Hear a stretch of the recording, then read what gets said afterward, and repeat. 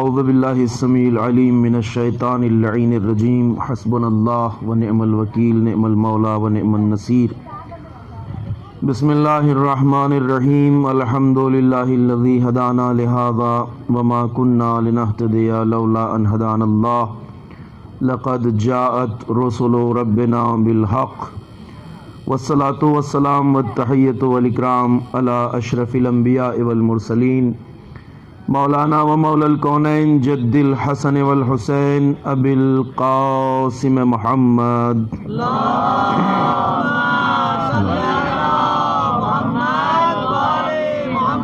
وعلى آلہ الطیبین الطاہرین المعصومین المظلومین الذین اذهب اللہ عنہم الرجس وطہرہم تطہیرا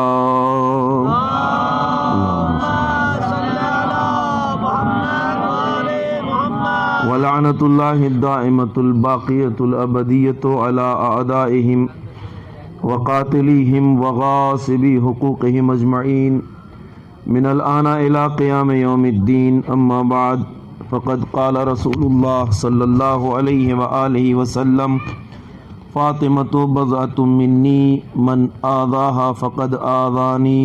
صلوات پڑھیں بر محمد و آل محمد.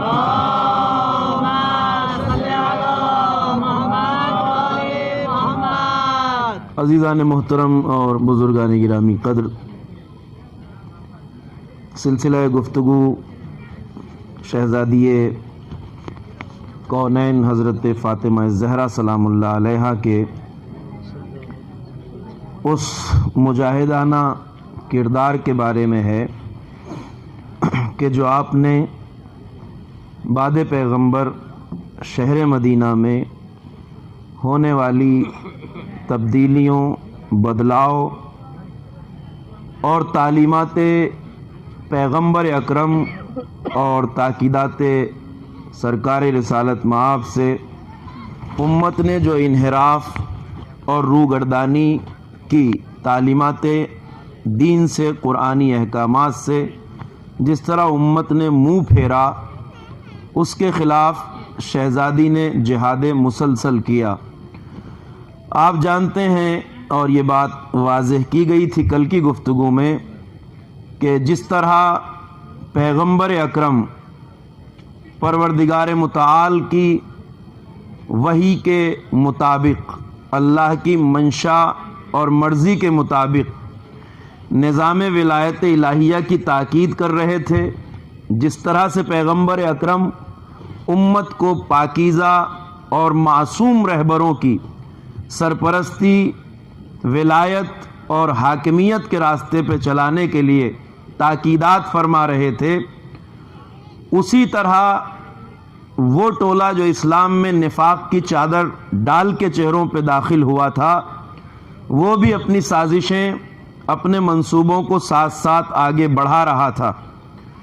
پیغمبر اکرم کا آخری دم تک مقابلہ کرنے کے بعد جب انہیں کوئی کامیابی نہ ملی تو انہوں نے اپنے منصوبوں کا رخ بعد پیغمبر کی طرف موڑ دیا اور اس خط ولایت سے انحراف کیا جس کے لیے اللہ اور رسول اللہ نے اتنی تاکیدات کی تھیں.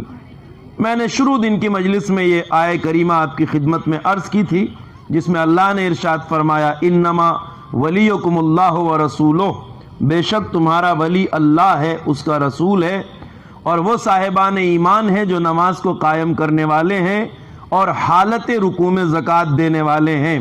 اس آیت میں اللہ، رسول اللہ اور امیر المومنین بالتبع اہل بیت کی ولایت کا اعلان ہے. ولایت یعنی حاکمیت. میں عرض کر چکا ہوں آپ کی خدمت میں، ولایت کا مطلب یہاں حاکمیت ہے، امت کی سرپرستی، امت کی آقائیت، امت کی امامت، امت کی حاکمیت اللہ، رسول اللہ اور اہل بیت کے حوالے ہے قرآن کی روح سے.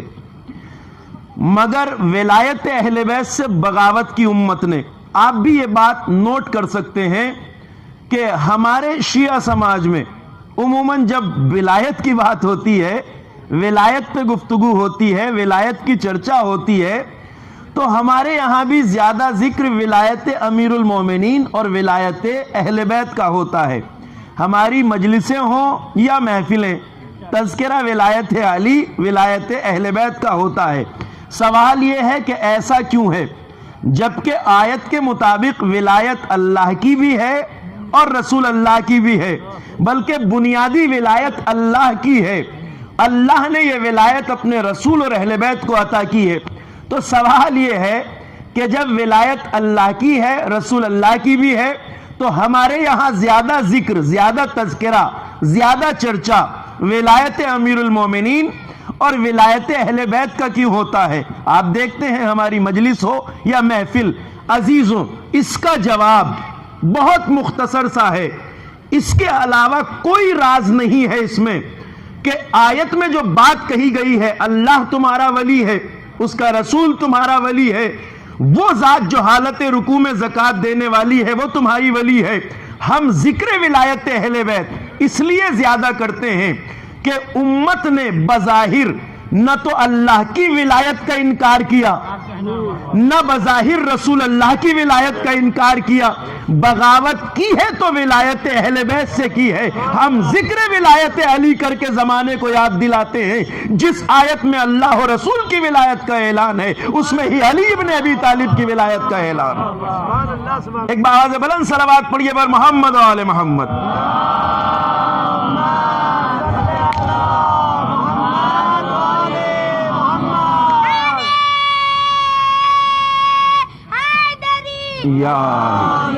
ذکر ولایت اہل بیت ہم اس لیے زیادہ کرتے ہیں۔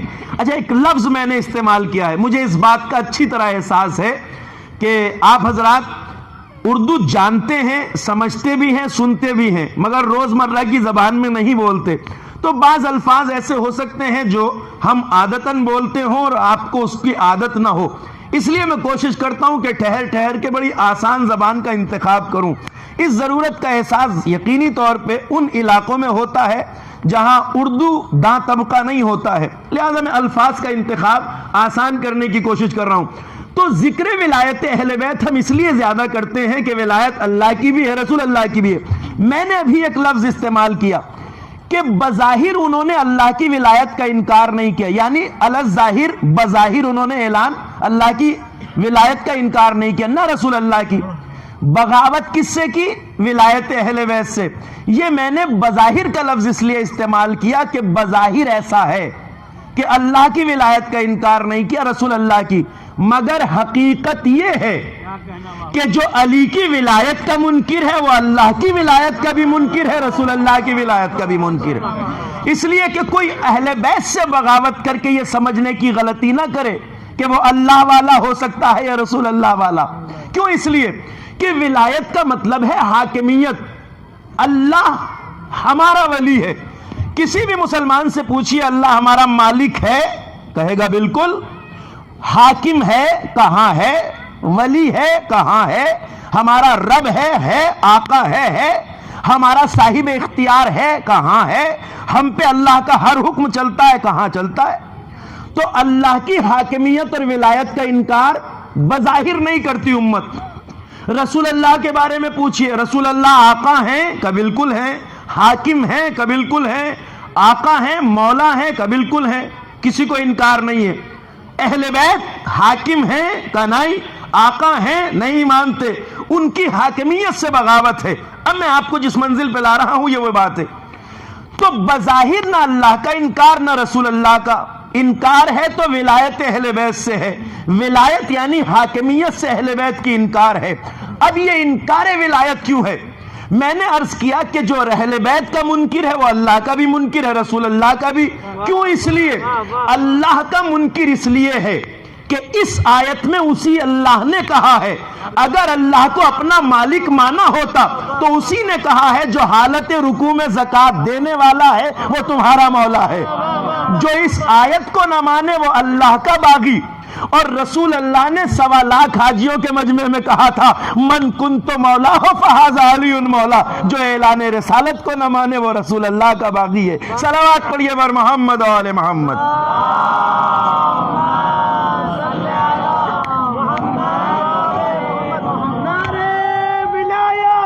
علی ولی اللہ، نعرہ ولایت، نعرہ ولایت۔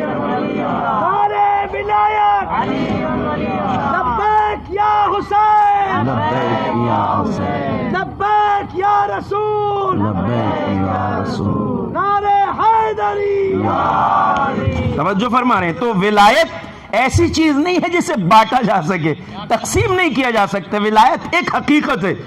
اللہ حاکم ہے, مالک ہے, مولا ہے, صاحب اختیار ہے. اس نے یہ اختیار بس اپنے رسول کو دیا اور اہل بیت اطہار کو دیا. کائنات میں انسانوں کے اوپر حق حکومت کسی کو بھی حاصل نہیں ہے سوائے اللہ کے, رسول اللہ کے اور اہل بیت کے. ہم اس مذہب سے تعلق رکھتے ہیں. میں اس منبر سے اعلان کر رہا ہوں, دنیا میں کوئی بھی حکومت ہو, وہ ہمارے عقیدے کے اعتبار سے وہ حکومت نہیں ہے جسے اللہ پسند کرتا ہے. کیا کہنے, واہ. صرف ایک حکومت ہے جسے اللہ پسند کرتا ہے, وہ حکومت اہل بیت ہے.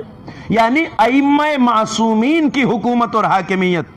اور ائمہ معصومین, کسی کے ذہن میں غلط فہمی پیدا نہ ہو, ائمہ معصومین کی حکومت تنہا وہ حکومت ہے جو انسانوں پر ہو سکتی ہے.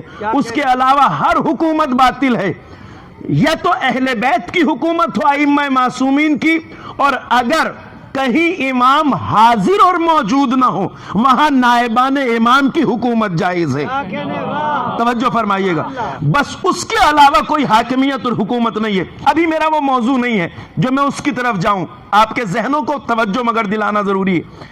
تو ولایت اہل بیت. اب ایک سوال میں آپ سے کرنا چاہوں گا کہ جس امت نے اسی آیت کو سامنے رکھ کے اللہ کی ولایت کا انکار نہیں کیا, اللہ کی حکومت کا, اللہ کی آقائیت کا, اللہ کے اپنا رب اور مولا ہونے کا انکار نہیں کیا, اسی آیت کے مطابق جس امت نے رسول اللہ کی ولایت کا انکار نہیں کیا, رسول آقا ہیں, مولا ہیں, حاکم ہیں, سرپرست ہیں, رسول اللہ کا بھی انکار نہیں کیا, اس امت نے اہل بیت کا انکار کیوں کیا؟ کیا کہنے, واہ. سوال آپ تک پہنچ گیا. جنہوں نے اللہ کی ولایت کا انکار نہیں کیا, رسول اللہ کی ولایت کا انکار نہیں کیا, انہوں نے اہل بیت کی ولایت کا انکار کیوں کیا؟ یہ سوال ہے. اب اس کا جواب سنیے. اس لیے نہیں کیا, وہ اچھی طرح جانتے ہیں کہ اللہ کو اپنا حاکم, مولا, سرپرست مان لینے میں کوئی حرج نہیں, اس لیے کہ اللہ آقا ہے, مالک ہے, حاکم ہے, مگر وہ جل شانہ ہے, اس کی شان اتنی بلند و بالا ہے کہ وہ حاکم ہے مگر ہمارے بیچ آ کے حکومت نہیں کرے گا. بہت عظیم بات آپ تک پہنچانا چاہتا ہوں. بغاوت کا راز کیا ہے؟ اللہ کو حاکم, اس باغی ٹولے نے اللہ کا انکار کیوں نہیں کیا, رسول اللہ کی حکومت کا انکار کیوں نہیں کیا؟ اللہ حاکم ہے مگر اس کی شان اتنی بلند و بالا ہے کہ وہ ہمارے بیچ آ کے حکومت نہیں کرے گا, اس لیے اللہ کو حاکم مان لینے میں کوئی حرج نہیں. رسول اللہ کے بارے میں بھی انہیں یقین تھا کہ رسول کی بھی ولایت اور حاکمیت کا انکار کرنے کی ضرورت نہیں, مان لو, اس لیے کہ رسول اللہ ہمیشہ ہمارے بیچ رہیں گے نہیں. کیا کہنے, بات پہنچ رہی؟ اللہ بیچ میں آئے گا نہیں, رسول اللہ ہمیشہ ہمارے بیچ رہیں گے نہیں. ولایت اہل بیت سے بغاوت ہی اس لیے کی کہ اگر اہل بیت کی ولایت کو مان لیا تو جب تک کائنات باقی ہے اہل بیت باقی رہیں گے. صلوات پڑھیے بر محمد و آل محمد. سبحان اللہ, مولانا, واہ. ولایت اہل بیت, ولایت اہل بیت سے بغاوت اس لیے کی, وگرنہ ایک ہی آیت میں تذکرہ ہے. ولایت اہل بیت سے ان باغیوں نے بغاوت اس لیے کی کہ جب تک کائنات باقی ہے اہل بیت باقی رہیں گے, اور اہل بیت جب باقی رہیں گے تو نہ کبھی دین بدلنے دیں گے, نہ شریعت بدلنے دیں گے, نہ مذہب تبدیل ہونے دیں گے, نہ شریعت میں اپنی مرضی داخل کرنے دیں گے, نہ غلط روایات گھڑنے دیں گے, نہ دین کا راستہ موڑنے دیں گے. اس لیے آل محمد سے عداوت رکھی گئی, اس لیے آل محمد سے بغض رکھا گیا, اس لیے آل محمد کو کنارے کیا گیا کہ اگر ان کی حاکمیت کو مان لیا تو دین میں اپنی مرضی نہیں چلا سکتے. دیکھیے, تاریخ سے ہمیں سبق بھی لینا چاہیے. توجہ فرما رہے, تاریخ سے ہمیں سبق بھی لینا چاہیے, بلکہ زیادہ سبق ہی لینا چاہیے. ایک ذرا سی بات صاحب فہم مجمع، جس توجہات سے آپ میری گفتگو سن رہے ہیں میں اس کے لیے بہت شکر گزار ہوں آپ کی سماعتوں کا. ایک اہم سوال میں اس وقت آپ سے پوچھنا چاہتا ہوں. ہم جو یہ مجلس عزا برپا کرتے ہیں، فرش عزا بچھاتے ہیں، اہتمام کرتے ہیں، انتظام کرتے ہیں، مومنین کو آنے کی دعوت دیتے ہیں، لوگ اپنا وقت نکال کے آتے ہیں، کام چھوڑ کے آتے ہیں، اپنی ذمہ داریاں چھوڑ کے آتے ہیں، فرش عزا پہ جمع ہوتے ہیں، 1 گھنٹہ 2 گھنٹے کا جو ٹائم دیتے ہیں، اس مجلس میں جب آ کے ہمارے بزرگ، جوان اور بچے بیٹھتے ہیں تو یہاں جتنا بھی تذکرہ ہوتا ہے ممبر سے، وہ تذکرہ 1400 سال پرانا ہے نا، 1400 سال پرانا ہے نا سارا تذکرہ. ہم شہزادی کا تذکرہ کر رہے ہیں، مدینے کے حالات کا تذکرہ کر رہے ہیں، تو یہ تذکرہ کب کا ہے؟ 1400 سال پرانا. اب میرا سوال یہ ہے، یہ 1400 سال پہلے کا تذکرہ سننے کا آج ہمیں فائدہ کیا ہے؟ کیا کہنے؟ واہ واہ واہ واہ. آج ہمیں یہ 1400 سال پہلے کا تذکرہ سننے کا فائدہ کیا ہے؟ میں جوانوں کے ذہن کو ایک اہم بات کی طرف متوجہ کرنا چاہتا ہوں پوری ذمہ داری کے ساتھ. آج ہمیں 1400 سال بعد 1400 سال پہلے کی یہ باتیں سننے کا فائدہ کیا ہے؟ جب ہم یہ سوال کریں گے فائدہ کیا ہے تو بہت سے لوگ یہ جواب دیں گے کہ مولانا ثواب ملتا ہے. دین صرف ثواب بانٹنے کی دکان نہیں ہے. دین صرف ثواب بانٹنے کا کام نہیں کرتا، چونکہ ثواب تو ایک عام چیز ہے. مجلس میں ہم صرف ثواب کمانے نہیں آتے. ثواب تو ایک اچھے کام پر ملنے والی لازمی جزا ہے.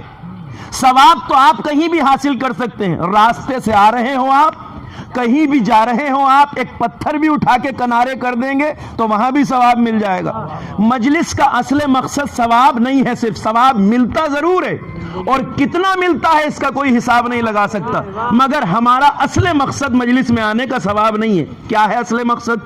1400 سال پہلے کا تذکرہ ہم اس لیے نہیں سنتے کہ بس ثواب کمانا ہے، اس لیے ٹائم نہیں دیتے مجلس میں آ کے کہ بس ثواب کمانا ہے. نہیں، فلسفہ ہے اس کا. 1400 سال پہلے کا یہ تذکرہ جو ہم سن رہے ہیں، اچھا یہ بھی بتائیے انصاف سے، ہمارے آج اس ذکر کو سن لینے سے جو ہو چکا ہے، جو گھٹ چکا ہے، جو واقع ہو چکا ہے، کیا وہ تبدیل ہو جائے گا، چینج ہو جائے گا؟ نو. امیر المومنین کا حق خلافت کل چھین لیا گیا، آج ہمارے ذکر کر لینے سے امیر المومنین کا وہ حق واپس نہیں مل جائے گا. شہزادی کے اوپر جو ظلم شہر مدینہ میں ہوا ہے در و دیوار کے درمیان، وہ ظلم ہو چکا ہے، اس کی ہسٹری چینج نہیں ہو سکتی آج ہمارے سن لینے سے. کربلا میں جو مظالم اہل بیت پہ ہوئے ہیں، آج ہمارے یہاں بیٹھ کے سن لینے سے وہ تاریخ چینج نہیں ہوگی. جو ہو چکا ہے وہ ہو چکا ہے. ہم آج 1400 سال بعد یہ تذکرہ کیوں سنتے ہیں؟ توجہ فرمائیے. ایک تو یہ محبت کے اجر رسالت کی ادائیگی کا ذریعہ ہے. کیا کہنے؟ فرش عزا پہ آنا ایک اجر رسالت کی ادائیگی کا، لیکن سب سے بڑا فائدہ، اب میری بات سنیے، فائدہ کیا ہے؟ یہاں آنے کا اصل فائدہ یہ ہے کہ 1400 سال پہلے کی جس تاریخ کو ہم دہرا رہے ہیں، اس میں ایک طرف وہ کردار ہیں، وہ کیریکٹرز ہیں جو اتنے پاکیزہ ہیں، اتنے پاکیزہ ہیں، بلندی، کمال، رفعت، فضیلت، پاکیزگی اور طہارت کے اعتبار سے اتنے بلند ہیں کہ جن کے آگے فرشتے بھی سر جھکاتے نظر آتے ہیں. کیا کہنے؟ واہ واہ واہ واہ واہ. یہ جو ٹکراؤ ہم 1400 سال پہلے کا آج دہرا رہے ہیں، ایک طرف وہ کیریکٹرز ہیں، وہ کردار، معصوم ہستیاں جن کے آگے ملائکہ بھی سجدہ ریز نظر آتے ہیں، اور ان کے مقابل میں تاریخ انسانی کے وہ بدترین کردار ہیں، وہ بدترین کردار، وہ پسترین کردار، وہ گھٹیا ترین کردار، وہ شیطانی مزاج رکھنے والے کردار جن کی شیطنت کے آگے شیطان بھی پانی بھرتا نظر آئے. ایک طرف پاکیزہ کردار ہیں، ایک طرف بدترین کردار ہیں. 1400 سال پہلے ان کرداروں کے ٹکراؤ کو جب ہم سنتے ہیں تو یہ واقعات ہمارے ذہن کی اسکرین پر ایک فلم کی طرح چلتے ہیں، تصویر کی طرح چلتے ہیں، ایک ٹیپ کی طرح چلتے ہیں. ہم انہیں دیکھتے ہیں. مدینے میں بعد رسول کیا ہوا، امت ڈر کے مارے چپ کیسے ہو گئی، فاطمہ پہ ظلم کیسے ہوا، داستان کربلا تک کیسے آ گئی. کچھ بدترین کردار تھے، کچھ پاکیزہ ترین کردار تھے. ان کرداروں کا تذکرہ غور سے سنتے جاؤ، اور اپنے حال پہ نظر رکھتے جاؤ. ایسا نہ ہو کہ ہم بھی کچھ حالات کے بارے میں آج اسی طرح چپ ہو کے گھر میں بیٹھ جائیں جس طرح کل مدینے والے چپ ہو کے بیٹھ گئے تھے. ایسا نہ ہو کہ ہمارے زمانے میں بھی کچھ ایسی گھٹ رہا ہو, ایسی گھٹنائیں, ایسے واقعات ہو رہے ہوں جس میں ہمیں بولنا چاہیے مگر ہم گھر میں بیٹھ جاتے ہوں, جس میں ہمیں آواز اٹھانا چاہیے مگر ہم چپ بیٹھ جاتے ہوں, جس میں ہمیں میدان میں آنا چاہیے مگر ہم اپنی جان بچا کے خاموشی سے بیٹھ جائیں. اگر ہم حالات کے بارے میں بیدار نہ ہوں گے, اگر اپنے زمانے میں کردار ادا نہ کریں گے, اگر یہ سبق نہ لیں گے تاریخ سے, تو ہم اس ذکر کا حق ادا نہیں کر سکتے. اس ذکر کا اصل فائدہ یہ ہے کہ جو کل ہو چکا ہے وہ تمہارے زمانے میں نہ ہو. غور فرما رہے ہیں, جو کل ہو چکا ہے وہ تمہارے زمانے میں نہ ہو. اب میں نے ایک بات عرض کی ابھی آپ کی خدمت میں کہ انہوں نے آل محمد سے بغاوت اس لیے کی کہ اگر آل محمد کی ولایت کو مان لیا تو نہ دین بدل سکتے ہیں, وہ نہ شریعت بدل سکتے ہیں, نہ دین کو اپنی مرضی سے چلا سکتے ہیں, نہ شریعت میں اپنی خواہشات داخل کر سکتے ہیں, نہ مذہب کو اپنی خواہشات کا پابند بنا سکتے ہیں. آل محمد سے بغاوت اس لیے ہوئی کہ ایک ٹولہ شریعت کو بدلنا چاہتا تھا, دین کو بدلنا چاہتا تھا, تعلیمات پیغمبر کو بدلنا چاہتا تھا, اس میں اپنی مرضی داخل کرنا چاہتا تھا. تو بغاوت کی ایک وجہ یہ ہے کہ وہ جو دین بدلنا چاہتے ہیں وہ اپنے زمانے کے امام سے بغاوت کرتے ہیں. آج نائبان امام سے یعنی مراجع مجتہدین سے بغاوت کی وجہ بھی یہی ہے. کچھ لوگ جو مجتہدین کے دشمن ہیں, جو مراجع کے دشمن ہیں, اصل میں دشمنی کی وجہ یہی ہے, یہ شریعت کو اپنی مرضی سے چلانا چاہتے ہیں. مرجعیت آ کے ہاتھ پکڑ لیتی ہے. جب تک مرجعیت ہے تب تک نہ دین بدلے گا, نہ شریعت بدلے گی, نہ تعلیمات اسلام بدلیں گی. صلوات پڑھیے بر محمد و آل محمد.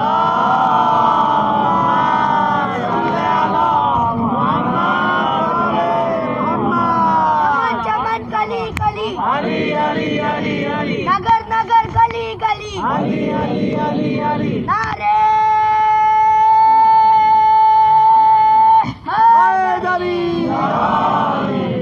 آپ کو اچھی طرح پتا ہے, آپ مجھ سے بہتر جانتے ہیں ان چیزوں کو. میں بتا رہا ہوں آپ کو, چونکہ ہمارے بچے اور نوجوان سوشل میڈیا سے جڑے, طرح طرح کی کلپس آتی ہیں. اب یہ حال بنا دیا ہے شریعت اسلام کا اس ٹولے نے کہ امام باڑوں میں رقص کر رہے ہیں, امام باڑوں میں رقص ہو رہے ہیں, میوزک جل رہے ہیں, ڈانس ہو رہے ہیں, آل محمد کی تعلیمات سے کھلواڑ ہو رہا ہے. یہ طبقہ جتنا بھی ہے یہ مرجعیت کا دشمن کیوں ہے؟ اس لیے کہ یہ دین کو اپنی مرضی سے چلانا چاہتے ہیں. نائبان امام کہتے ہیں جس طرح امام دین کو بدلنے نہیں دے سکتا اسی طرح مجتہد جامع الشرائط نائب امام شریعت نہیں بدلنے دے گا. بغاوت کی وجہ کل بھی وہی تھی, آج بھی وہی ہے. علماء مراجع مجتہدین کی سلامتی کے لیے باواد بلند صلوات. اللہم صلی علی محمد. تو بغاوت آل محمد کی ولایت سے کل ہوئی. آج ہم اس تذکرے کو سن رہے ہیں. کل کا ذکر سنو, اپنے زمانے کے حالات پہ نظر رکھو. ایسا نہ ہو جس طرح کل کے لوگ چپ بیٹھ گئے تھے اور علی کو گاشہ نشین ہونا پڑا تھا, ایسا نہ ہو کہ تم چپ بیٹھے رہو اور دشمن مراجع کرام کی توہین کرتے رہیں. ایسا نہ ہو کہ جس طرح علی کو کل خون جگر پینا پڑا, جس طرح علی کو کل تنہائیوں میں بیٹھ کے گھٹنا پڑا, جب علی اپنے سینے پہ ہاتھ مار کر کہتے تھے ہاں ہونا علمن جمع, اللہ کی قسم میرے سینے میں علم کا ٹھاٹے مارتا ہوا سمندر کروٹیں لے رہا ہے مگر مجھ سے کوئی علم لینے والا نہیں ملتا. پتا ہے آپ کو ارباب ولا عاشقان امیر المومنین, علی پر جو اصل ظلم ہوا ہے, اصل ظلم, خلافت کی مسند چھننے سے بڑا ظلم علی پہ جو ہوا ہے وہ یہ ہوا کہ علی سے منبر چھین لیا گیا. 25 سال وہ علی جو باب مدینہ العلم تھا, جو علوم الہیہ کو بیان کرنے والا تھا, جو عالم امت رسول تھا, جو باب مدینہ العلم تھا, جس کے لیے رسول کہہ کے گئے تھے کہ جسے علم چاہیے وہ علی کے دروازے پہ آئے. انا مدینہ العلم وعلی بابھا, میں شہر علم ہوں, علی اس کا دروازہ ہے. وہ علی 25 سال خاموش بیٹھا ہے, اس لیے کہ جو حکومت ہتھیا چکے ہیں انہی کے قبضے میں منبر چلا گیا. علی 25 سال خاموش بیٹھے. डॉक्टर अली शरीयती का नाम आपने जरूर सुना होगा, एक बहुत बड़े दानिश्वर, मुफक्किर और दानिशमंद शख्सियत हैं। डॉक्टर अली शरीयती की एक छोटी सी किताब है, चंद सफ़े की, अली और तन्हाई। कभी पढ़िए तो आपके आंसू नहीं रुकेंगे। वो अली जो मसनद पैगंबर पर उलूम बयान करने के लिए था, उस अली की तन्हाई के किस्सा उसमें लिखा, किस तरह अली तड़पते थे अपनी तन्हाइयों में। उम्मत जाहिलों के दरवाजे पे भीड़ लगाए हुए थी, मगर कोई अली से इल्म लेने वाला नहीं था। नहजे बलागा है ये। अली सीने पे हाथ मार के कहते थे, मेरे सीने में इल्म का ठाटे मारता हुआ समंदर मौजन है, मगर कोई मुझसे इल्म लेने वाला नहीं मिलता। कितनी कयामत है अली के लिए। इस दर्द को मैं इस तरह नहीं पहुंचा सकता आपकी खिदमत में। जो साहिब इल्म होता है, अगर उसके इल्म से दुनिया फायदा न उठाए और जाहिलों के दरवाजे पे भीड़ नजर आए, तो कोई उस आलिम के दिल से पूछे उसके दिल पे क्या गुजरती। अली तो बाबे मदीनतुल इल्म है, अली तो इल्म लदुन्नी का मालिक है, अली तो मिंबर सलूनी का खतीब है। एक मिसाल सुनिए, आपके इलाके में, बस्ती में, महल्ले में कोई बहुत पढ़ा लिखा डॉक्टर आए जिसने डबल MD कर रखी हो, बड़ी बड़ी उसने सनदें और सर्टिफिकेट हासिल किए हो, बड़े बड़े कोर्सेज किए हो, बहुत पढ़ा लिखा डॉक्टर हो, आपके इलाके में आके अपना क्लिनिक खोले और उसी के आसपास कहीं कोई झोला छाप डॉक्टर हो। हमारे इलाकों में झोला छाप डॉक्टर उसे कहते हैं जो डिग्री लेस होता है मगर दुकान चलाता जरूर है। और अब इन दोनों के बारे में आप ये देखें कि जिसने बहुत इल्म हासिल किया है इंसानों को शफा देने के लिए, इलाज करने के लिए, उसके क्लिनिक पे तो कोई नजर ना आए, मगर झोला छाप की दुकान पर भीड़ लगती हो। यानी जो शफा देना चाहता है उसके पास कोई ना जाए, जो मौत बांट रहा है वहां लोग भीड़ लगाए हों, तो कोई उस इल्म रखने वाले डॉक्टर ही के दिल से पूछ सकता है वो कितना कुड़ता है। इसलिए नहीं कि लोग मुझसे इलाज नहीं करा रहे, इसलिए कि लोग मौत खरीद रहे हैं, जिंदगी पाने के लिए कोई नहीं आ रहा। अली को भी असले दर्द यही था कि जाहिलों के दरवाजे पे भीड़ थी, मगर कोई अली से इल्म लेने वाला नहीं था। मैं नहीं जाना चाहता था इस बात की तरफ, मगर जिक्र आ गया है तो आपको सुना दूं। एक चाहने वाला अमीरुल मोमिनीन का कहता है, शहर कूफा मदीने में मैंने रात के सन्नाटे में अली इब्ने अबी तालिब को शहर से बाहर जाते हुए देखा। सुनिएगा, और मेरी सारी गुफ्तगू जरा दर्द आमेज है, इसे इसी तरह सुन लीजिएगा। अली को शहर से बाहर देख, रात का सन्नाटा है, चाहने वाला सहाबी था, दिल ने आवाज दी, मौला अकेले जा रहे हैं, तन्हा जा रहे हैं, अली के खून के प्यासों की कहीं कमी नहीं है, मौला तन्हा जा रहे हैं, मुझे साथ जाना चाहिए। दबे कदमों, दबे पैरों उस रास्ते पे हजरत के पीछे पीछे रवाना हो गया जहां से हजरत जा रहे थे। अली शहर से निकले, सहरा में आए, बयाबान में अली पहुंचे सहरा में। पीछे किसी के आने की आहट महसूस की, मुड़ के पूछा कौन। चाहने वाले ने हाथों को जोड़ के कहा, मौला मेरी गुस्ताखी माफ हो, मैंने इजाजत नहीं ली मगर दिल मेरा नहीं माना, आप तन्हा जा रहे थे, मैं पीछे पीछे आ गया। कहा अच्छा आए हो तो आ जाओ। हाथ पकड़ा और लेके सहरा की तरफ अमीरुल मोमिनीन उस चाहने वाले को आगे बढ़े। एक मकाम पर जाके हजरत ने बयाबान में, सहरा में कहा, तुम यहीं रुको, मैं आगे जाता हूं और मेरी वापसी का इंतजार करना। हजरत आगे चले गए, सहाबी रुक गया, मौला सहरा की तरफ आगे बढ़ गए अकेले। कहता है मैं इंतजार कर रहा था मौला वापस आए, मौला वापस आए। जब बहुत देर गुजर गई तो मेरे दिल में वसवसे, अंदेशे, खौफ पैदा हुआ, क्या बात है मौला अब तक नहीं लौटे। तो मैं उस रास्ते पे आगे बढ़ा जिधर अली गए थे। मैं दर्द दिखाना चाहता हूं आपको। अली जिस रास्ते पे गए थे मैं आगे बढ़ा। जब मैं सहरा में पहुंचा तो मैंने क्या देखा, अली एक कुएं में अपने सर को झुकाए हुए हैं, बदन का आगे का हिस्सा कुएं में हजरत अपने आप को झुकाए हुए हैं और कुछ बोल रहे हैं। मेरी आहट सुनी, सर उठाया, कहा कौन। कहा मौला मैं आ गया, मुझसे रहा नहीं गया। कहा अच्छा आ गए तो आओ चलो वापस चलें। हजरत ने हाथ में हाथ डाला, वापस मुड़े वापसी के लिए।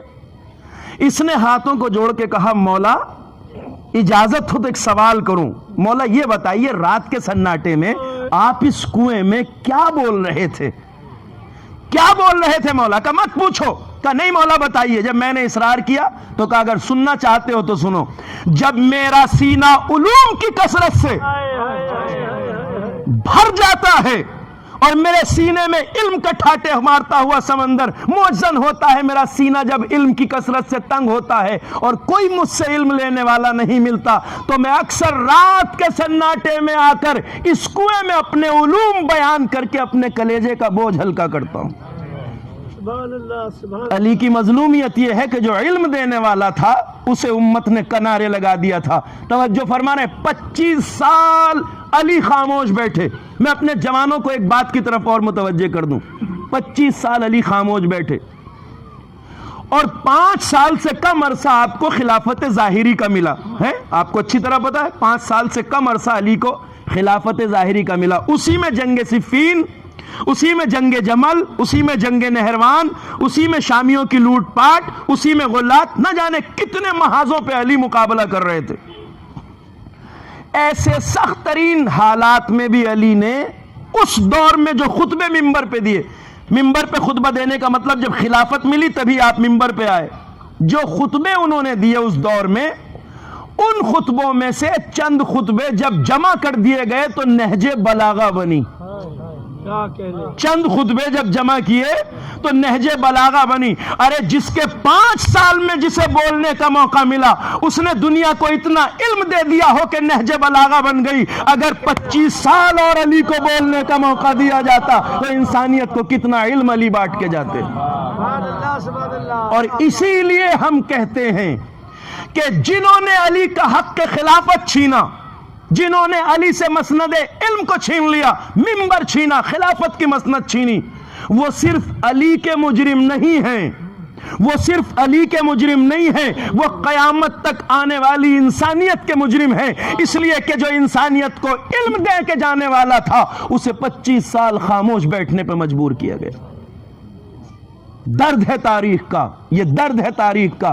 علی اسی امام کا نام تو ہے جس نے ممبر سلونی پہ بیٹھ کے کہا تھا زمانے والو جو چاہے پوچھ لو قبل اس کے کہ تمہارے درمیان سے چلا جاؤں، قبل اس کے کہ تمہارے درمیان سے چلا جاؤں. جو چاہے پوچھ لو، جو چاہے. دنیا کا کوئی بھی عالم، کوئی بھی دانشور، کوئی بھی دانشمند یہ دعویٰ نہیں کر سکتا جو علی ابن ابی طالب نے کیا، کر ہی نہیں سکتا. جو چاہے پوچھ لو. اور جب یہ روایت آپ سنتے ہیں تو اس میں تذکرہ آتا ہے کہ مولا نے کہا اس لیے کہ میں آسمانوں کے راستوں کو زمین سے زیادہ جانتا ہوں. انی اعلم بطرق السماوات من الارض، میں آسمانوں کے راستوں کو زمین سے زیادہ جانتا ہوں. حضرت نے یہ جملہ کیوں بڑھایا؟ ایک قابل غور بات ہے. اس کی وجہ یہ ہے کہ انسان جس شعبے سے وابستہ ہوتا ہے عموماً اس کا دعویٰ اسی شعبے کے متعلق ہوتا ہے. امام چونکہ علی امام ہیں، امام دین و شریعت ہیں، مولائے دین و شریعت ہیں، ولی اللہ ہیں، تو یہ خیال لوگوں کو آ سکتا تھا کہ علی کا دعویٰ دین کے بارے میں ہے، یعنی شریعت دین کے جو مسئلے مجھ سے پوچھنا ہو پوچھ لو. علی نے یہ کہہ کر کہ میں آسمانوں کے راستوں کو زمین سے زیادہ جانتا ہوں یہ واضح کر دیا کہ میرا دعویٰ صرف علم دین کے بارے میں نہیں ہے بلکہ میرا دعویٰ علم دنیا کے بارے میں ہے، سائنس کے بارے میں بھی ہے، فزکس کے بارے میں بھی ہے، ایسٹرونومی کے بارے میں بھی ہے. جو چاہے پوچھ لو. علی کا علم محدود نہیں ہے، علی مولا ہیں. کسی کو یہ خیال نہ ہے کہ کوئی کہے تو دین کے بارے میں تھا. دیکھیے نا، کوئی بہت بڑے مجتہد فقیہ عالم وقت بھی اگر خدا مان لیجئے آپ کے یہاں آ جائیں تو ظاہر سی بات ہے ہزاروں لوگ استقبال کو جائیں گے. وہ ممبر پہ بیٹھ کے کہے بھائی لوگوں میں عراق سے آیا ہوں، میں قم سے آیا ہوں، ایران سے، مجھ سے جو چاہے پوچھ لو. اگر وہ یہ کہیں تو پوچھنے والوں کو بھی پتا ہے، کہنے والے کو بھی پتا ہے کہ مجھ سے کیا پوچھنا ہے. آپ ان سے یہی تو پوچھیں گے روزے کے احکام کیا ہیں، حج کے احکام کیا ہیں، نماز کے احکام کیا ہیں، مسائل طہارت و نجاست کیا ہیں. چونکہ آپ کو بھی پتا ہے، انہیں بھی پتا ہے. یہ عالم دین ہیں، یہ مسائل شریعت بتائیں گے، یہ دین بتائیں گے. ان سے آپ فزکس، ایسٹرونومی اور اس کے بارے میں سوال نہیں کریں گے. آپ میڈیکل سائنس کے سوال نہیں لے کے آئیں گے ان کے سامنے. چونکہ آپ کو بھی پتا ہے یہ دعویٰ ضرور کر رہے ہیں مگر ان کا مقصد یہ ہے کہ میں علم دین کے بارے میں جواب دوں گا. بہت بڑا سائنٹسٹ دنیا کا آ کے آپ کے سامنے آ جائے، یونیورسٹی کیمپس میں کھڑا ہو کے وہ نوجوانوں سے اپنے اسٹوڈنٹ کے بیچ کہے کہ جو چاہے مجھ سے پوچھ لو، تو آپ کو بھی پتا ہے جو دعویٰ کر رہا ہے اس کے سائنس کے بارے میں آپ اس سے سائنس کے سوال پوچھیں گے، فزکس سے سوال پوچھیں گے، اس سے آپ حرام و حلال کے مسائل نہیں پوچھیں گے، چونکہ آپ کو بھی پتا ہے۔ اس لیے کہ جو جس شعبے سے متعلق ہوتا ہے اس کا دعویٰ اگر ہوگا بھی تو اس کے متعلق ہوگا۔ علی نے اسی لیے وضاحت کر کے بتا دیا کہ میرا علم دین تک محدود نہیں ہے بلکہ کائناتی علوم ہے۔ علی صلوات پڑھیے بر محمد و آل محمد۔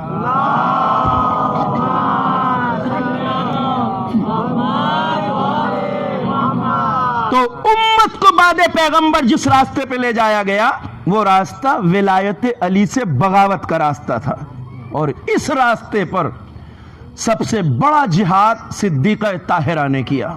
آپ کل تک کی گفتگو میں یہ بات میں واضح کر چکا ہوں کہ شہزادی کا یہ جہاد مسلسل جو شہر مدینہ میں ہے یہ بے وجہ نہیں ہے۔ آپ دربار خلافت میں آئیں، خطبہ ارشاد فرمایا، خطبہ، اور ایسا خطبہ جو تاریخ کی پیشانی پہ جھومر کی طرح چمک رہا ہے۔ فاطمہ زہرا کا یہ خطبہ تاریخ کی کتابوں میں موجود ہے۔ ایسا خطبہ، فدق وہ حق فاطمہ زہرا تھا، ایک باغ جو رسول اللہ نے دیا تھا فاطمہ کو۔ اس مدینہ کی نئی سرکار کی نیت اس پر خراب ہو گئی، اور اس کے پیچھے علماء نے جو بیان کی ہیں بہت ساری وجوہات، ان میں سے ایک وجہ یہ بھی ہے کہ وہ اہل بیت اطہار علیہ السلام کو اس شہر میں بالکل الگ تھلگ کر دینا چاہتے تھے، چونکہ جن کا حق چھینا گیا تھا ان کے پاس کسی طرح کی پاور نہ رہے۔ دشمن جب کسی کو کمزور بنانا چاہتا ہے تو اس کی ہر طاقت، ہر سورس، ہر پاور کو ختم کرنا چاہتا ہے۔ انہیں پتا تھا کہ یہ فدق نامی باغ کوئی معمولی باغ نہیں، اس سے بہت بڑی آمدنی ہوتی تھی۔ رسول کے بعد رسول کی زندگی میں ہی شہزادی اس باغ کی آمدنی سے نہ جانے کتنے غریب گھروں کو پالتی تھی فاطمہ زہرا۔ باغ اس لیے چھینا گیا تاکہ اہل بیت کے پاس انکم کا جو یہ تکڑا سورس ہے یہ بھی ان کے ہاتھ سے نکال لیا جائے۔ مگر فاطمہ زہرا اسی باغ کی وجہ سے آئیں دربار خلافت میں۔ اب میں آپ کی خدمت میں یہ عرض کروں، اتنا بڑا مدعا تھا باغ چھن جانے کا جسے باغ فدق کہتے ہیں، مگر آپ کو تعجب ہوگا کہ اس خطبے کے صرف ایک پیراگراف میں بی بی نے باغ فدق کی بات کی ہے۔ باقی سارا خطبہ امت کی کجروی، امت کے انحراف، امت کی پستی، امت کے دین سے پھر جانے کے بارے میں۔ اس لیے کہ باغ فدق کا چھن جانا تو فاطمہ کے باغ فدق کے خطبہ دینے کی وجہ بنا۔ خطبے کو خطبہ فدق ہی کہا جاتا ہے، مگر فدق کا تذکرہ ایک پیراگراف میں ہے، بس، زیادہ نہیں۔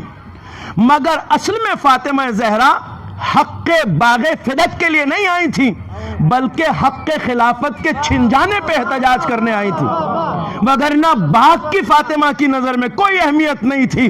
باغ فدق تو استعارہ ہے حق آل محمد کا، باغ فدق تو نشانہ ہے حق آل محمد کے غصب کا، وگرنہ اصل مسئلہ غصب خلافت کا تھا، غصب ولایت کا تھا، منصب ولایت سے اہل بیت کی محرومی کا تھا اصل مدعا۔ باغ کے لیے فاطمہ نہیں آئی تھی، ہاں حق کو ثابت کرنے آئی تھی، دنیا کو یہ بتانا تھا حقدار کون ہے، ورنہ فدق بطول کے قدموں کی دھول ہے۔ صلوات پڑھیے بر محمد و آل محمد۔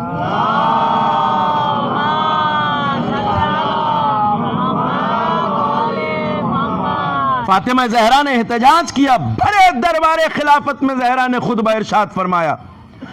ولایت کی کتنی اہمیت ہے، کتنی اہم ہے مسئلہ ولایت، اس کو سمجھنے کے لیے زہرائے اطہر کے جہاد کو سمجھنا ہوگا۔ آپ نے شہر مدینہ میں جو آواز بلند کی ہے وہ معمولی آواز نہیں ہے۔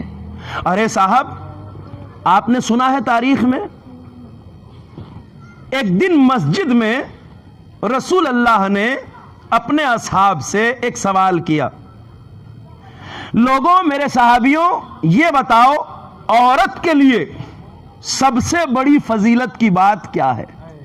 واقعہ آپ کا سنا ہوا ہوگا، اس لیے کہ آپ کو یہ بھی پتا ہے کہ تنہا فاطمہ کا دروازہ تھا جو صحن مسجد میں کھلتا تھا۔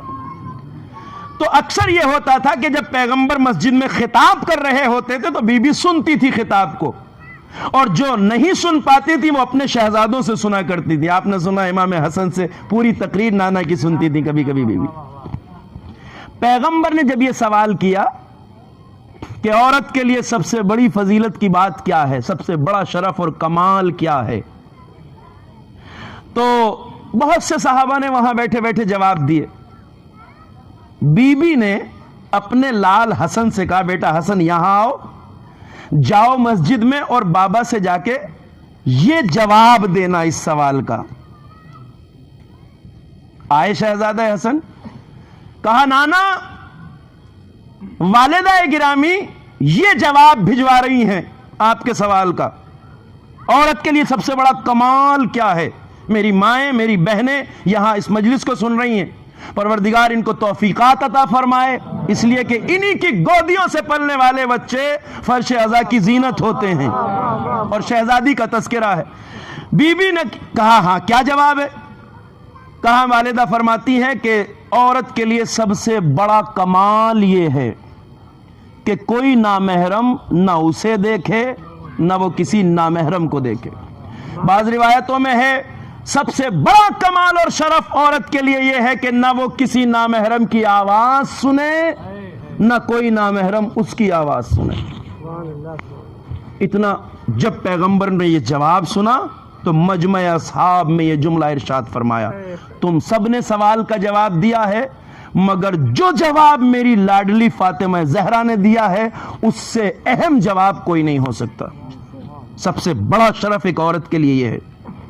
میرا دل پھٹ جاتا ہے جب میں اس روایت کو دیکھتا ہوں اور بی بی کے کردار کو دیکھتا ہوں.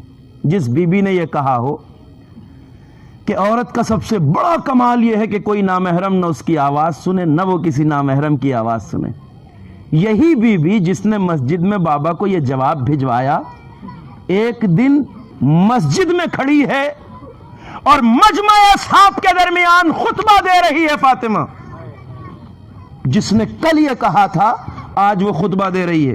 اب دونوں میں بظاہر آپ کو تضاد نظر آ رہا ہے، میں اس مسئلے کو حل کرنا چاہتا ہوں. بی بی کیا کہنا چاہتی ہیں؟ جس نے وہ جواب دیا تھا کل مسجد میں بھجوایا جواب، آج وہی بی بی مسجد میں کھڑی ہے، ایک معمولی پردے کے پیچھے کھڑی ہے، مسجد اصحاب پیغمبر سے چھلک رہی ہے. فاطمہ خطبہ دے رہی ہے اسی مجمع کے بیچ، آواز بلند ہے فاطمہ کی آج. تو جس نے کل وہ جواب دیا تھا وہ آج خطبہ کیوں دے رہی ہے؟ یہ سبق ہمارے لیے بھی ہے، ہماری ماں اور بہنوں کے لیے بھی ہے. زہرا کہہ کیا رہی تھی؟ سن لیں میری بہنیں میری مائیں اس جواب کو سن لیں. اگر فاطمہ نے یہ کہا تھا عورت کا سب سے بڑا کمال یہ ہے کہ کوئی نامحرم اس کی آواز نہ سنے نہ وہ کسی نامحرم کی، اس کا مطلب یہ ہے کہ جب حالات عام ہوں، جب حالات عام ہوں اور کوئی اہم وجہ نہ ہو تو بلا ضرورت نہ کوئی عورت نامحرم سے بات کرے، نہ اس کی آواز سنے نہ اسے اپنی آواز سنائے. مگر جب مسئلہ حق و باطل کا آ جائے تو اگر عورت بھی ہو تو ظلم کے خلاف آواز اٹھاؤ. صلوات پر یہ بر محمد و آل محمد.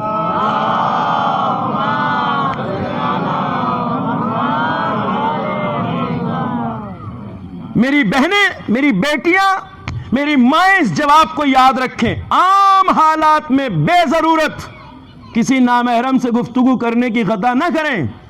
آج کل حالات بہت دکھ اور رنج آور ہیں، ہمیں اپنے گھروں کا خیال رکھنا ہے، اپنی بچیوں کا خیال رکھنا ہے، نظر رکھنا ہوگی، اس لیے کہ کچھ ایسے وسائل کچھ ایسی چیزیں ڈیوائسز آج ہمارے بچوں کے ہاتھوں میں ہے کہ اگر ہم نے اپنے بچوں کی صحیح تربیت نہ کی تو معاشرہ خرابی کی طرف چلا جائے گا. بے ضرورت بے وجہ کوئی بھی کال آ جائے، کوئی بھی میسج آ جائے، کوئی ضرورت نہیں ہے رپلائی کرنے کی، اس لیے کہ عورت کا کمال یہ ہے کہ وہ اپنے نفس کی حفاظت کرے. مگر بی بی کا کردار ہمیں یہ بتا رہا ہے کہ جب عام حالات ہوں، بے وجہ بے سبب ضرورت نہیں ہے کسی سے بات کرنے کی، مگر جب مسئلہ حق و باطل کا آ جائے تو صرف مرد نہیں، اگر تم عورت بھی ہو تو حق کے لیے آواز اٹھاؤ. یہ ہے فاطمہ کا کردار. مسجد میں آ کے خطبہ دیا، اصحاب سے مسجد چھلک رہی ہے، فاطمہ کی آواز بلند ہے. آج یہ خطبہ دے رہی ہیں فاطمہ زہرا، وہی بی بی خطبہ دے رہی ہے. سیرت کو سمجھنا بہت اہم ہے، واقعات کو سمجھنا بہت اہم ہے. اب بی بی نے یہ جہاد کیا، آواز بلند تھی فاطمہ کی مسجد میں، خطبہ دے رہی ہیں. میں کل اس خطبے کے کچھ اقتباسات مجھے یاد رہا تو آپ کی خدمت میں ضرور پیش کروں گا. یہ خاموش مدینہ جو مسجد میں جمع تھا، فاطمہ نے ان کے ذہنوں کو جھنجھوڑ کے رکھ دیا. گنگ ہو گئے وہ لوگ، زبان سے آواز نہیں نکل رہی تھی.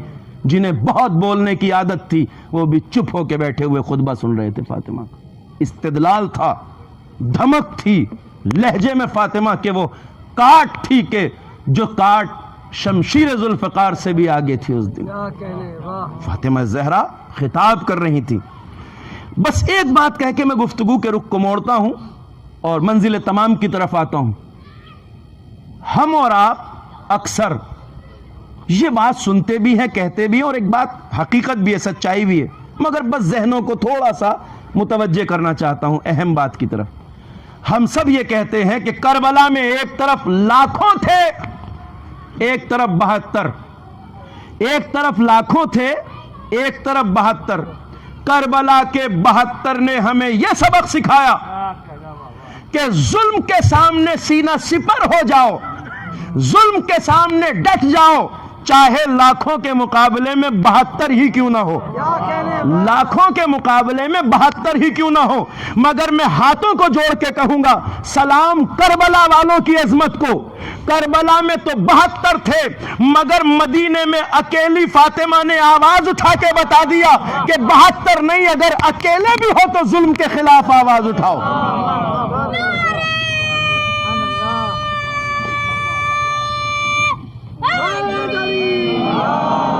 ناانصافی کے خلاف آواز اٹھاؤ، ظلم کے خلاف آواز اٹھاؤ، بربریت کے خلاف آواز اٹھاؤ.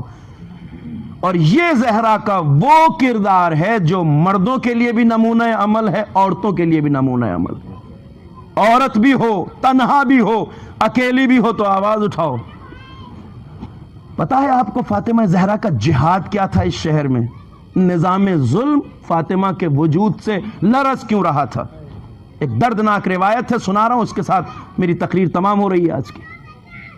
تاریخ کہتی ہے جب بی بی کی پسلیاں ٹوٹ گئیں، اور میں نے کل عرض کیا کہ فاطمہ کی حالت دھیرے دھیرے یہ ہو گئی کہ آپ بستر سے اٹھ بھی نہیں پاتی تھی. کبھی اٹھتی تھی تو عصا کا سہارا لے کے چند قدم چلتی تھی. 18 سال کے سن میں رسول کی بیٹی کی حالت یہ ہو گئی تھی کہ فاطمہ بغیر عصا کے سہارے کے چند قدم چل بھی نہیں پاتی تھی.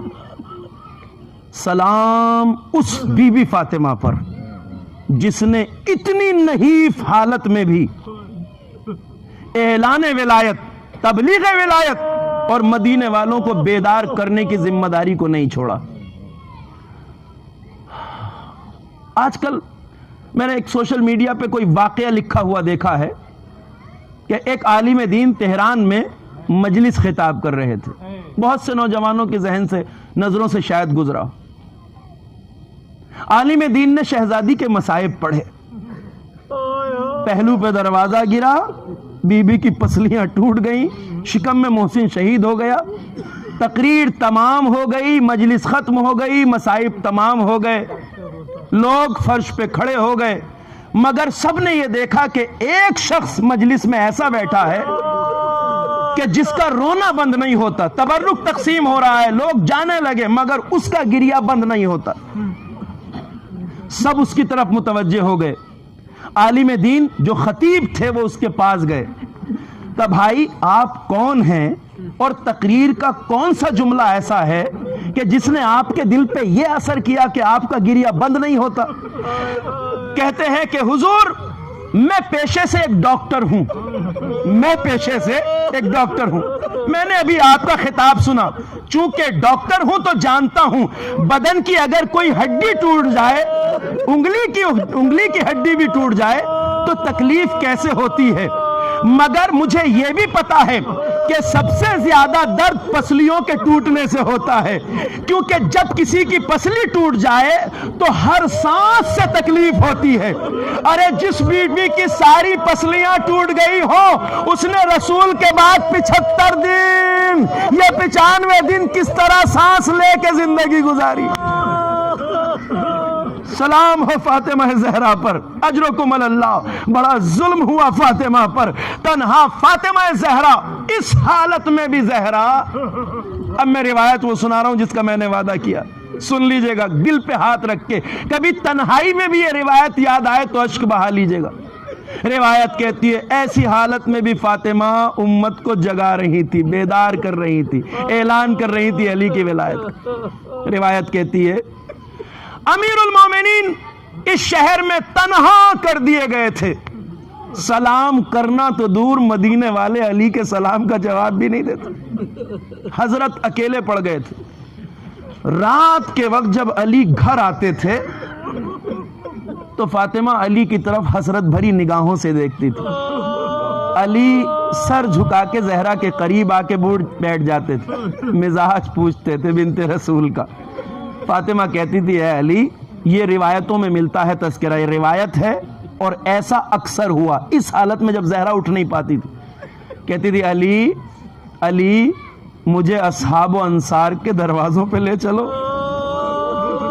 میں امت کو بیدار کرنا چاہتی ہوں، لوگوں کو جگانا چاہتی ہوں، بتانا چاہتی ہوں وہ کیا خطا کر رہے ہیں، ولایت کے راستے کو کیوں چھوڑ رہے ہیں۔ تاریخ کہتی ہے حضرت کہتے تھے بی بی بنت رسول آپ کی ایسی حالت نہیں ہے کہ آپ اٹھ سکیں، اس حالت میں کہا یا علی آپ تو ہیں نا، مجھے لے کے چلیے۔ اب روایت میں لکھا ہے کہ علی کبھی تو فاطمہ کو بازوؤں سے پکڑ کے اور کبھی سواری پہ بٹھا کے رات کے وقت مدینے والوں کے دروازوں پہ لے جاتے تھے۔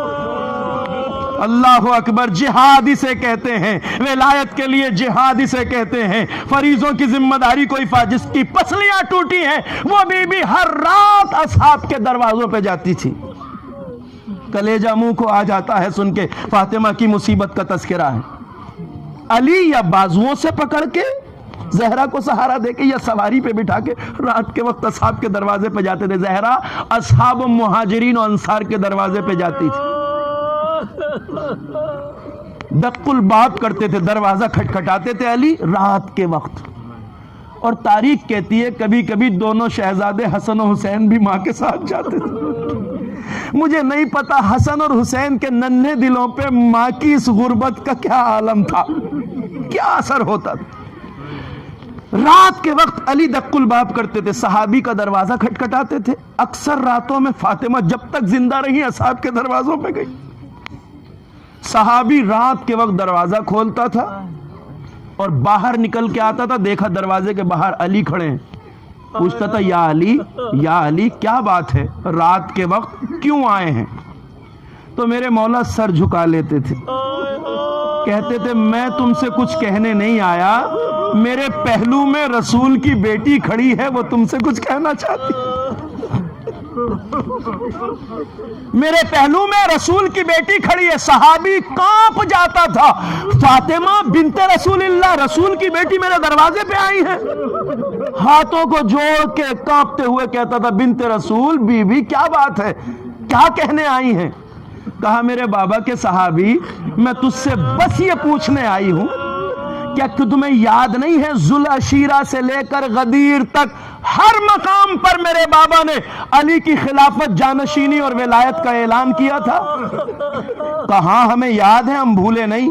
تو بی بی کہتی تھی جب سب یاد ہے تو علی کے لیے آواز کیوں نہیں اٹھاتے؟ جب یاد ہے تو علی کے لیے آواز کیوں نہیں اٹھاتے، بولتے کیوں نہیں ہو؟ تو روایت کہتی ہے ڈرے ہوئے یہ مدینے کے اصحاب فاطمہ کو یہ جواب دیتے تھے جان بچانے کے لیے، کہتے تھے بنت رسول اب تو بات آئی گئی ہو گئی، ہم اب کیا کر سکتے ہیں؟ ہاں اگر علی سقیفہ میں آئے ہوتے تو ہم بالکل علی کی طرف سے بولتے۔ یہ کہہ کے یہ صحابی شرمندہ سا اپنے گھر کا دروازہ بند کرنے لگتا تھا۔ جب دروازہ بند کرنے لگتا تھا تو فاطمہ کہتی تھی میرے بابا کے حق کی قسم ابھی رک جا، دروازہ بند نہ کر، میری ایک بات کا جواب دے۔ پوچھتے تھے جی فرمائیے۔ کہ تم انصاف کیوں نہیں کرتے؟ انصاف کیوں نہیں کرتے؟